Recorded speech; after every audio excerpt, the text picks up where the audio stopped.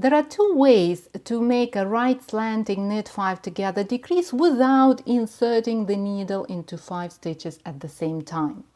The first way forms a decrease that looks exactly like the decrease formed by the usual knit 5 together decrease. We insert the right needle into the second stitch from the tip of the left needle and we go from right to left. Then we pass this stitch over the first stitch and off the left needle. And then we repeat the same thing 3 more times to decrease 4 stitches. 1, 2, and 3. So we've just made 1 stitch out of 5, and that's exactly what we need in this decrease. And now there is only one thing to do, it's knitting the resulting stitch. As you see, this decrease looks like a bunch of stitches held together, just as it looks when we knit 5 stitches together using that pretty awkward move by inserting the needle into 5 stitches at the same time. The second way uses more steps, but these steps are worth taking in cases when you want to make a neater decrease and you want to have a more prominent slant to the right. First we knit 2 stitches together. Then we knit 1 stitch and 2 stitches together again. As a result, we've got 3 stitches.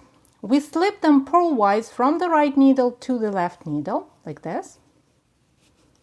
And then we do exactly the same thing as we did in the first way. So we pass the second stitch over the first one, but this time we do it only twice. And then, because the stitch is already knitted, we simply slip it to the right needle, like this.